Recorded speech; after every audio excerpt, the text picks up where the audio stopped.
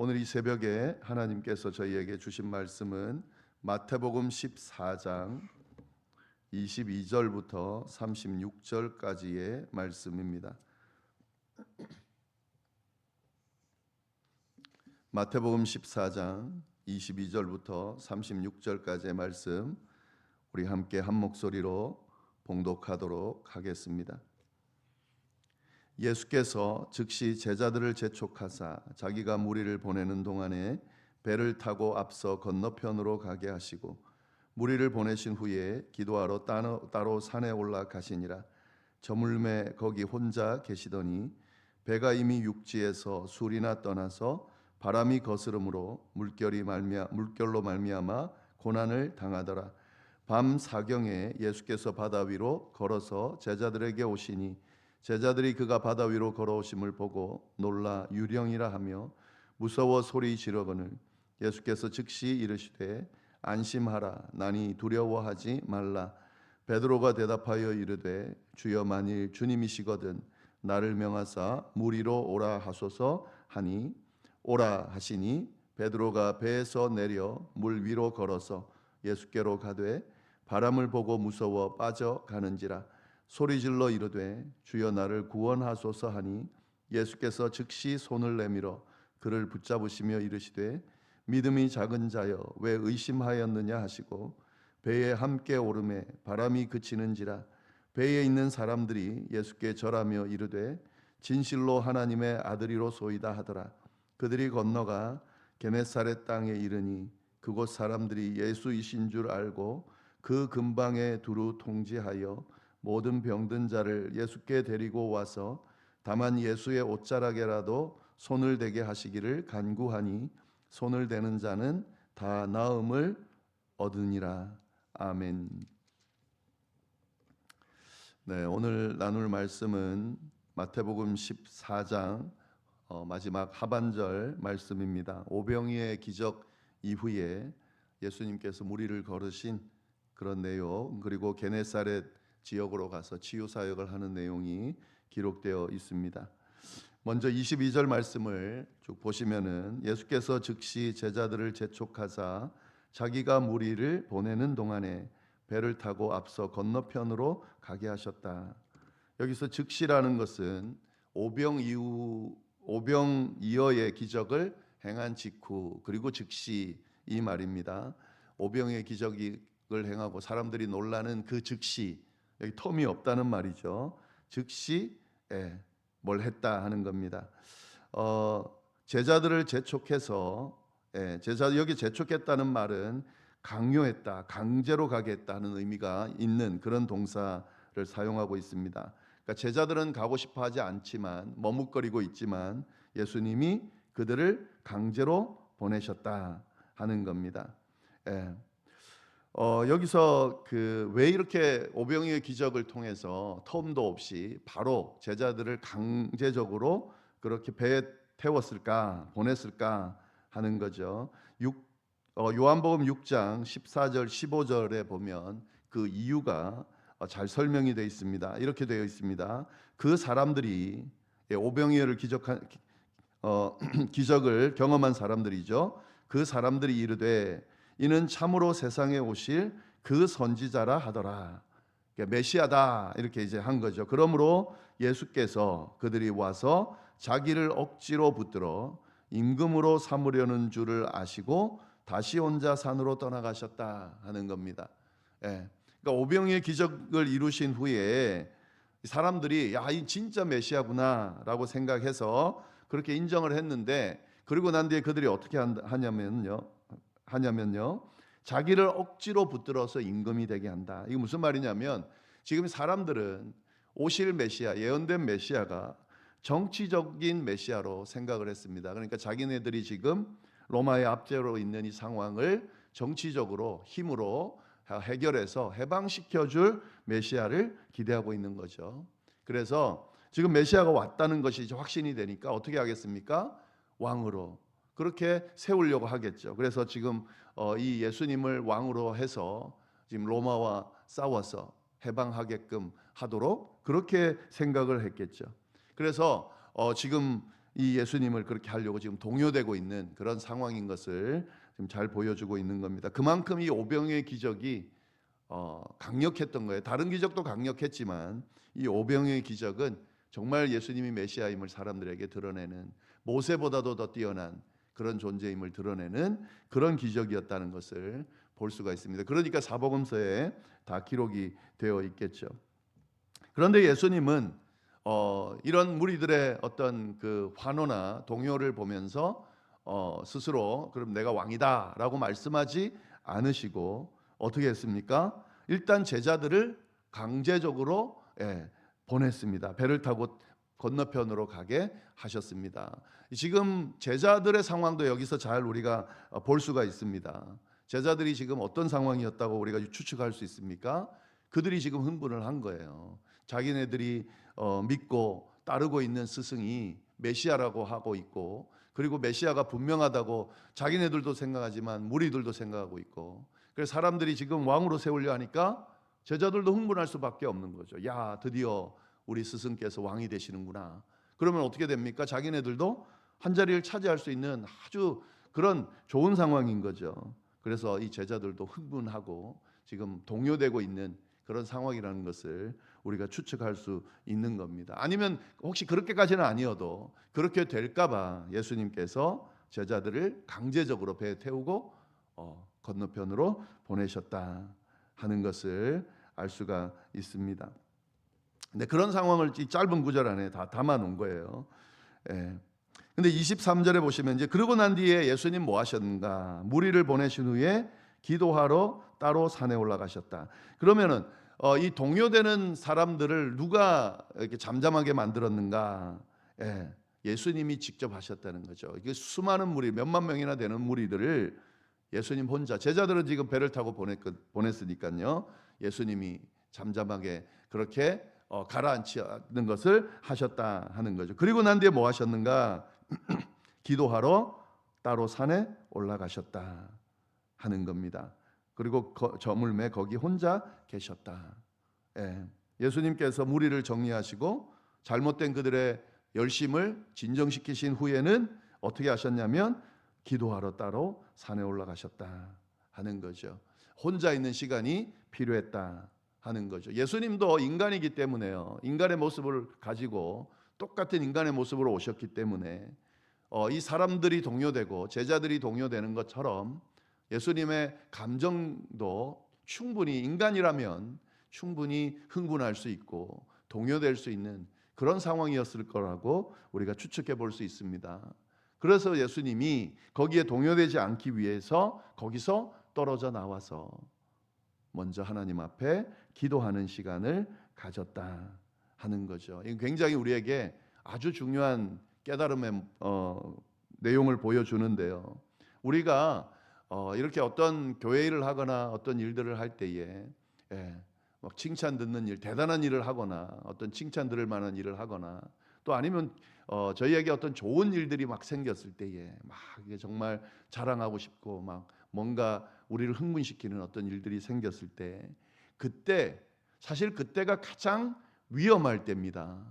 사람들이 인정해주고 업적이 막 드러나고 그리고 그런 어떤 일들을 했을 때 야, 내가 진짜 뭔가 대단한 일을 하고 있구나라고 생각이 들 때, 그래서 사람들의 박수를 받을 그때 진짜 가야 될 그 길을 가지 못하고 그 선을 넘는 경우가 다 이때 생기는 거죠. 가야 될 길, 해야 될 길, 보여줘야 될 모습, 그런 선들이 있습니다. 그런 것들을 잊어버리고 그런 것들을 놓쳐버리고 흥분하고 막 오버하고 선을 넘어서 자기가 마치 뭐라도 된 것처럼 자기가 모든 것을 다 한 것처럼 그런 자리에 가서 결국에는 무너지는 경우가 참 많이 있습니다. 자기도 상처받고 공동체도 무너뜨리면서 그렇게 아주 모든 것을 다 엉망으로 만들어버리는, 그래서 하지 않은 것이 차라리 더 나은 그런 상황으로 가게 되는 경우가 참 많이 있습니다. 항상 늘 염두에 둬야 되는 것은 예수님의 모습처럼 그런 상황 가운데 그 무리 그런 어떤 상황에서 잠시 벗어나서 거기서 어떤 판단을 하거나 거기서 휩쓸려서 거기에 현혹되지 않고 혹시 진짜 그런 일이 일어나고 정말 내가 칭찬을 받고 대단한 일을 했다 하더라도 거기서 한 발 떨어져 나와서 하나님 앞에 그렇게 진지하게 나아가고 하나님과 대화하면서 어떤 길이 바른 길이고 무엇을 하며 어떻게 행동해야 하는 것이 옳은 것인지를 늘 염두에 둘 수 있어야 되고 그런 시간을 가질 필요가 있다 하는 거죠. 이게 이제 예수님께서 보여주신 모습이고 사실 우리가 따라야 되는 모습입니다. 그리고 이 예수님께서 기도하는 모습을 우리에게 생생하게 잘 보여주는데요. 기도하러 따로 산에 올라가셨다. 예수님은 일상이 기도였죠. 뭐 이럴 때도 기도했지만 이럴 때만 기도하신 게 아니었죠. 사실은 이런 상황이 벌어졌기 때문에 야 이제 내가 기도해야 되겠구나 하고 가신 게 아니에요. 우리가 여기서 또 잘못 말씀을 오해하게 되면 그렇게 생각할 수도 있습니다. 평소에는 기도하고 있지 않다가 그런 일들이 일어날 때 이때는 기도해야 되는 거구나 라고 해서 그렇게 기도한 게 아닙니다. 예수님은 늘 하던 기도가 있었고 그것이 늘 습관적으로 하던 것이었고 이런 일이 일어났을 때 그 늘 하던 하나님과 만나는 시간을 하신 거예요. 그러니까 이것이 참 중요합니다. 예수님은 사역을 하든 병자를 고쳐서 피곤하든 이렇게 10,000명을 먹이든 아니면은 아무 일도 안 하고 있든 그날은 아무 사건도 없이 그냥 지나가는 날도 있겠죠. 별일 없이. 그럴 때도 늘 기도하러 산에도 올라가시고 광야로도 나가시고 때마다 기도하셨다 하는 거죠. 이것이 굉장히 중요한 그런 기도의 모습입니다. 늘 일상적으로 기도하는 것이 중요합니다. 피곤해서 안 되고 뭐가 안 돼서 안 되고 이래서 안 되고 그런 모습들은 예수님을 따르는 모습이 아닙니다. 우리가 사실은 한국 교회가 미국도 마찬가지일 거예요. 이렇게 유례 없는 부흥을 한 그 이유 중에 하나는 제가 많은 사람들이 이렇게 평가도 하지만 제가 직접 경험한 바로는 우리 믿음의 선배들이 끊임없이 기도했기 때문에 때마다 기도했기 때문에 우리 한국교회 초대교회 모습 중에 가장 두드러지는 모습은 기도하는 거죠. 새벽기도, 철야기도 그 기도를 때마다 하는 거예요.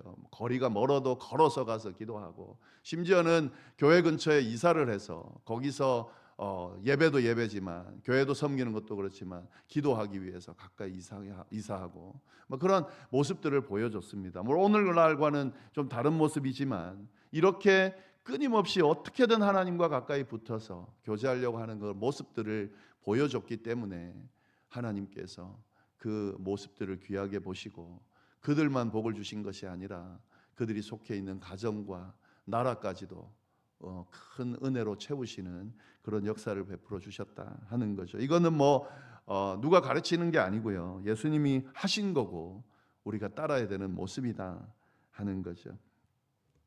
그래서 얼마나 기도하셨냐면 저물매 거기 혼자 계셨다 하는 거죠. 밤새 기도하셨다는 거예요. 그만큼 이번 사건은 좀 심각한 그런 사건이었던 것 같습니다. 마음을 추스르기가 쉽지 않은 그런 일이어서 밤새도록 기도하셨다 하는 거죠. 물론 예수님 때마다 그렇게 기도를 오래 하셨겠지만 이날은 특히 더 그렇게 기도하셨다라는 걸 알 수가 있는 거죠. 마가복음 6장 48절에 보면 밤 사경쯤이다 이렇게 되어 있습니다. 이게 언제냐면 새벽 3시에서 6시 사이를 말하는 겁니다. 그러니까 저녁 때에 오병이어 기적이니까 저녁 때 밥을 먹고라고 한다면 꽤 오랜 시간 6, 7, 8시간 정도를 기도하셨다. 이걸 알 수가 있는 거죠. 24절부터 보시면은 배가 이미 육지에서 술이나 떠나서 바람이 거슬러 불므로 물결로 말미암아 고난을 당하더라. 여기서 술이라고 하는 것은 스타디온이다라고 하는 건데요. 요한복음 6장 19절에는 한 25에서 30 스타디온쯤 갔을 때 이렇게 돼 있는데 이게 이제 한 5km에서 6km 정도라고 그럽니다. 그러니까 이제 바다 한가운데쯤에 갔다 이렇게 볼 수가 있는데요. 그때 바람이 반대로 불어서 그 물결로 인해서 고난을 당했다. 그러니까 이제 더 이상 갈 수 없는 그런 전진하지 못하는 제자들이 힘껏 노를 저었지만 전진하지 못하는 그런 곤란한 상황이 됐다 하는 거죠. 25절에 밤 사경에 아까 말씀드렸죠. 예수께서 바다 위로 걸어서 제자들에게 오셨다. 그 모습을 보고 예수님께서 가만히 두지 않으시고 바다 위를 걸어서 제자들에게 오셨다 하는 거죠. 지금 우리가 예수님의 이 모습을 보면서 예수님의 성품을 우리가 계속 보고 있는데, 어제 저희가 나눈 것은 그 목자 없는 양같이 방황하는 그런 백성들을 예수님께서 외면하지 않으신다.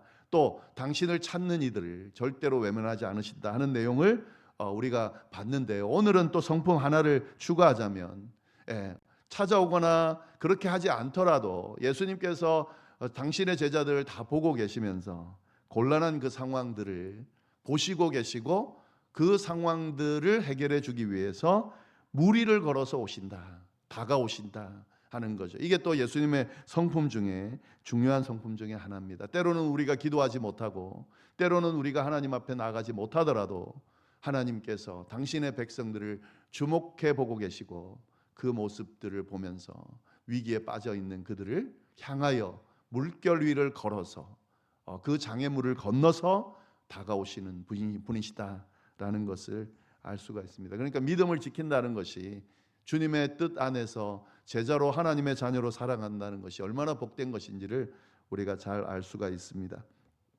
제자들이 26절입니다. 그가 바다 위로 걸어오심을 보고 놀라 유령이라 하며 무서워하여 소리를 지르거늘. 당시 유대인들은 밤에 바다 귀신이 있어서 나타난다라고 믿었습니다. 그래서 일상적인 거예요. 여기 어부들도 있고 하다 보니까 밤에 이렇게 무리를 걸어오는 존재가 있으니까 진짜 바다 귀신이 나타났나 보다 이렇게 생각을 한 거죠. 그래서 소리를 막 지르면서 무서워한 거죠. 근데 그때 예수님께서 말씀해 주셨다 하는 겁니다. 27절 말씀, 예수께서 즉시 이르시되 안심하라, 나니 두려워하지 말아라.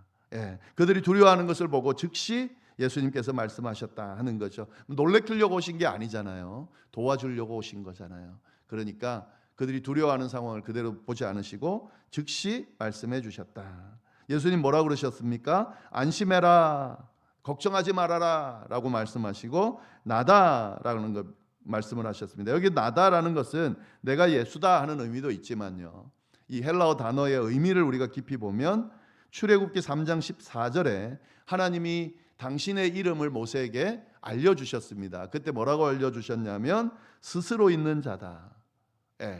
그걸 알려주셨습니다. 나는 스스로 있는 자다, I am이다 라고 하는 거죠. 지금 그 말씀을 하시는 겁니다. 그러니까 나다라고 할 때는 여기에는 하나님의 성품, 하나님의 존재를 드러내주고 있는 겁니다. 안심해라, 나다. 나는 천지를 지은 하나님이다. 나는 하나님의 아들이다. 너의 이 문제를 해결해 줄 수 있는 분이다 라고 하면서 두려워하지 말아라, 두려움을 멈춰라, 나를 보고 두려움을 멈춰라 라고 말씀해 주고 계신 거죠. 참 아이러니한 것은 예수님 구하러 오셨는데 이 사람들이, 제자들은 못 알아보고 있죠. 유령이다 라고 합니다. 예수님이 우리를 도와주러 오실 때에 예수님의 그 존재를 깨닫지 못하고 그걸 흘려버리는 경우가 참 많이 있습니다. 이게 이제 믿음의 눈으로 볼 수 있는 훈련이 잘 돼야 되는데요. 그러나 예수님께서 오셔서 이 말씀을 하셨다 하는 거. 그때 제자들이 그 말씀을 듣고, 예수님의 그 말씀을 듣고 28절 29절 보시면은 베드로가 대답하여 이르되 주여 만일 주님이시거든 나를 명하사 물 위로 오라 하소서 하니 오라 하시니 베드로가 배에서 내려 물 위로 걸어서 예수께로 갔다. 주여 만일 주님이시거든, 이건 뭐냐면 확신까지는 아니지만 그래도 예수님이라는 느낌이 확 든 거예요. 그렇게 말씀하시니까. 그러니까 주님이 맞다면, 그러면서 주님이 확실하다면 그럼 뭐라 그럽니까? 나를 명하사 물 위로 오라 하소서. 베드로가 굉장히 지금 믿음이 좋은 겁니다. 지금까지 예수님께서 훈련시켜 준 게 뭐냐면 상황 보지 말고 나를 보고 나를 믿고 구하라, 이런 것들을 이제 계속 말씀하시고 보여줬거든요. 베드로가 지금 그 예수님을 보고 있는 거예요. 그러면서 주님이 맞다면, 당신은 기적을 행하실 수 있는 분이니, 그런 이 믿음의 내용이 포함되어 있는 겁니다. 그러면서 뭐라 그럽니까? 나를 명하사 물 위로 걸어오게 하소서. 불가능한 일인지 알지만 주님이라면 가능하기 때문에 주님을 믿고 구합니다. 주여, 주님이 맞다면 저로 하여금 물 위로 걸어오게 하십시오. 이렇게 간구합니다. 이랬을 때 예수님은 어떻게 이야기합니까? 오라. 예, 이게 지금 우리 잘 봐야 됩니다. 이랬을 때 야, 이거 물 위를 어떻게 걷냐, 뭐 이렇게 말씀하지 않으시고, 예수님에게는 물 위를 걷는 건 아무것도 아닌 거죠. 나다 그러셨잖아요. 나는 하나님이다 그러셨잖아요. 그러니까 뭐 아주 단순하죠. 오라라고 명령합니다. 이것만으로도 충분합니다. 무슨 다른 어떤 예식을 행하거나 그런 게 아닙니다. 오라, 그럼 끝나는 거예요. 네 믿음대로 되라, 이렇게 끝나는 겁니다. 예. 그랬더니 어떻게 했습니까? 베드로가 그 예수님의 말씀을 믿고 베드로가 배에서 내려 물 위를 걸으니 걷게 되고 예수께로 가게 됐다. 예. 참 쉽지는 않는데 이게 믿음이라는 게 참 단순해요. 하나님의 존재를 우리가 믿고, 하나님이라면 진짜 하나님, 우리가 믿는 하나님 있잖아요. 천지를 창조하시고 우리 모든 우주 만물을 운영하시는 하나님이라면, 그 하나님을 우리가 믿는다면 그 하나님이 행하실 일은 사실 모든 것이 가능한 거죠. 그렇잖아요. 그러면 그 하나님을 믿는다면 그 하나님을 믿고 구할 때에 우리의 생각으로 가능한 일들만 구하는 것이 아니라 불가능한 일들도 구할 수가 있는 거죠. 그리고 구했을 때 하나님은 어떻게 반응하십니까? 오라, 그렇게 반응하시겠죠. 그렇게 말씀하시는 걸 믿고 그대로 행동하면 그대로 이행이 된다 하는 거죠.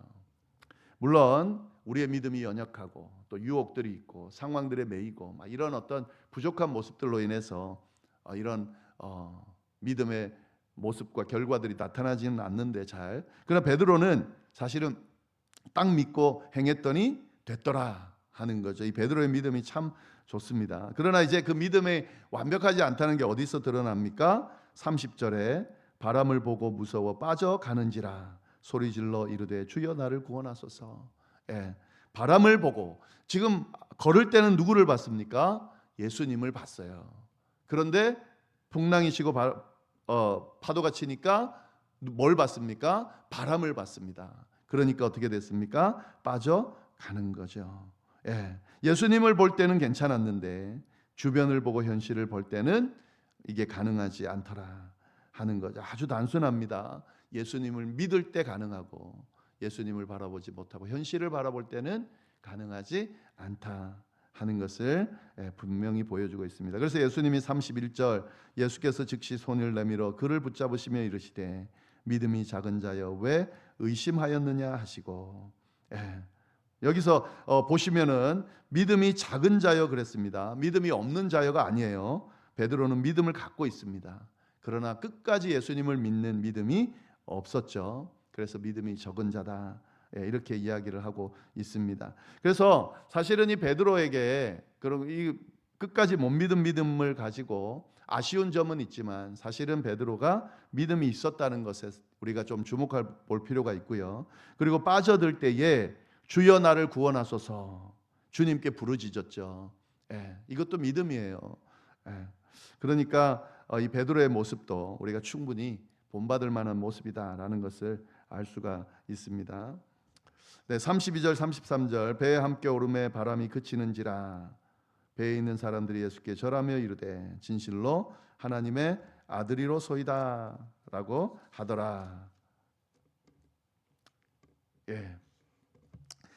시간이 많이 지나서요. 이 말씀은 이제 이렇게 결론이 났다 하는 거고요. 마지막 말씀은 제가 그냥 읽고 마치도록 하겠습니다. 그들이 건너가 게네사렛 땅에 이르니 그곳 사람들이 예수이신 줄 알고 그 근방에 두루 통지하여 모든 병자를 예수께 데리고 와서 다만 예수의 옷자락이라도 손을 대게 하시기를 간구하니 손을 대는 자는 다 나음을 얻으니라. 예수님이 어떤 존재인지 점점 사람들이 알게 되고 있다. 그래서 예수님께 더 많은 사람들이 나아왔고 그 예수님을 통해서 나음을 받게 되었다 하는 거죠. 우리가 믿고 섬기는 예수님이 어떤 분이신지를 오늘 말씀이 분명하게 드러내고 있습니다. 그 당시에 있는 사람들에게만 적용되는 예수님이 아니고요. 오늘 신앙생활을 하며 예수님을 따르는 우리에게도 동일하게 그 예수님은 역사하시고 함께하시고 동행하시고 우리의 형편을 돌아보시고 우리의 기도에 귀 기울이시고 응답하신다라는 사실을 믿으면서 그 예수님과 동행하는 하루가 되기를 간절히 바랍니다. 기도하겠습니다. 하나님 아버지, 참으로 감사합니다. 귀한 말씀으로 또 우리를 교훈하시고 이끌어 주시니 감사합니다. 이 주님과 동행하는 하루가 될 수 있도록 인도하여 주옵소서. 감사하며 예수님의 이름으로 기도드립니다. 아멘.